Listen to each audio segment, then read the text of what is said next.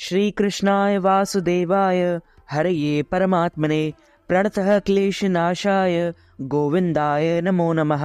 वसुदेवसुतं देवं कंसचारोणमर्दनं देवकी परमानंदम कृष्णं वंदे जगद्गुरु। करवा चौथ का व्रत कार्तिक मास की कृष्ण पक्ष की चतुर्थी तिथि को पड़ता है। इस दिन सुहागन स्त्रियां, सुहागन महिलाएं अपने पति की लंबी आयु के लिए व्रत करती हैं और पूरे दिन निर्जला व्रत रखा जाता है। रात के समय चांद देखकर व्रत का पालना किया जाता है। करवा चौथ के दिन शादीशुदा महिलाएं 16 श्रृंगार कर सजती संवरती है और रात में चांद निकलने के बाद चंद्रमा की पूजा कर चांद को जल देकर और अपने पति का मुख छलनी से देखकर अपना व्रत खोलती है। इस साल 2023 में करवा चौथ का व्रत 1 नवंबर 2023 बुधवार के दिन मनाया जाएगा। ये दिन सुहागिन महिलाओं के लिए बेहद विशेष दिन होता है। सभी महिलाएं अपने पति की लंबी आयु के लिए भगवान से प्रार्थना करती है और उनके लिए व्रत करती हैं। सुहागिन महिलाएं इस दिन सुखी वैवाहिक जीवन के लिए पूरी निष्ठा के साथ दिन भर निर्जला व्रत रखती हैं। फिर रात में चंद्रमा की पूजा कर पति के हाथों से जल ग्रहण कर व्रत का पालन करती है। इस बार करवा चौथ का जो शुभ मुहूर्त रहेगा वो करवा चौथ की तिथि 31 अक्टूबर 2023 मंगलवार के दिन रात्रि 9:31 से शुरू हो जाएगी, जो कि वहीं 1 नवंबर 2023 बुधवार को चंद्र दर्शन के बाद रात 9:20 पर चतुर्थी तिथि समाप्त हो जाएगी। इस दिन पूजा का शुभ समय 1 नवंबर की शाम 5:54 से लेकर 7:02 तक रहेगा। चंद्रोदय का एक 1 नवंबर 2023 बुधवार की रात 8:30 पर रहेगा। करवा चौथ का व्रत सुहागिन महिलाओं के लिए सुहागन महिलाओं के जीवन में बहुत महत्व रखता है। ये व्रत शादीशुदा महिलाओं के दाम्पत्य जीवन में खुशियां बढ़ता है। इस दिन सास अपनी बहू को सरगी देती है, जिससे सुबह सूर्योदय से पहले खाया जाता है। करवा चौथ व्रत में सरगी का बहुत बड़ा महत्व है। इसके बिना करवा चौथ का व्रत अधूरा माना जाता है।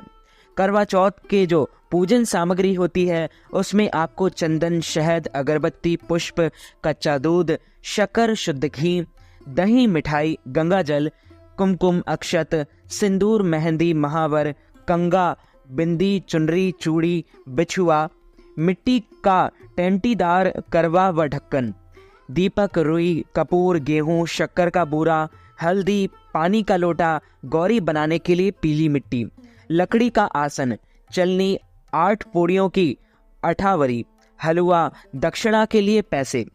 करवा चौथ व्रत में ये सब सामग्री आपको विशेषकर रखनी चाहिए। कार्तिक महीने के कृष्ण पक्ष की चतुर्थी को सौभाग्यवती स्त्रियां अपने पति की लंबी आयु की कामना हेतु करवा चौथ का व्रत रखती हैं। इस व्रत में भगवान शिव, माता पार्वती, श्री गणेश जी, श्री कार्तिकेय जी और चंद्रमा की पूजा का विधान है। करवा चौथ पर सास बहू को सरगी में दे ये सामान करवा चौथ की मिठास में जन्म जन्म तक बना रहेगा साथ। करवा चौथ व्रत पर विशेष शाम के समय इस विधि से खेले करवा पति की दीर्घायु कामना का पर्व करवा चौथ पर मनाया जाता है। प्रातः काल सूर्योदय से पूर्व उठकर स्नान करके यह संकल्प बोल कर करवा चौथ व्रत का आरंभ करें। मम सुख सौभाग्य पुत्र पौत्रादि सुस्थिर श्री प्राप्त ये करक चतुर्थी व्रतमहम करिष्ये। इस मंत्र को आपको पढ़ना चाहिए। पति, पुत्र तथा पौत्र के सुख एवं सौभाग्य की कामना की इच्छा का व्रत का संकल्प लेकर निर्जल व्रत रखें। भगवान शिव, माता पार्वती, गणेश जी एवं कार्तिकेय जी की प्रतिमा या चित्र का पूजन करें। बाजार में मिलने वाला करवा चौथ का चित्र या कैलेंडर पूजा स्थान पर लगा लें। चंद्रोदय पर अर्घ दें। पूजा के बाद तांबे या मिट्टी के करवे में चावल, उड़द की दाल भरें। सुहाग की सामग्री में कंघी, सिंदूर, चूड़ियां, रिबन तथा रुपये आदि रखकर दान करें।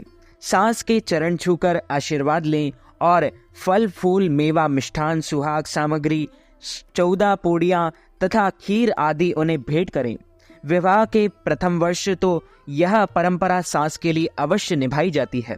इससे सास बहू का रिश्ता और भी ज्यादा मजबूत हो जाता है। करवा चौथ व्रत के दिन आपको पूजा में विशेष मंत्रों का जाप करना चाहिए।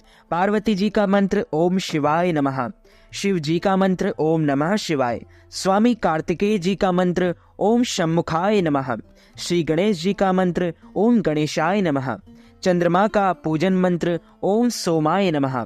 इस प्रकार आप मंत्र का उच्चारण करके विधि विधान से पूजा संपन्न कर सकते हैं। एक परिवार में 7 भाई थे। उनकी चंद्रावती नाम की एक लाडली बहन थी। जब वह विवाह योग्य हुई तो भाइयों ने एक अच्छे परिवार में उसकी शादी कर दी।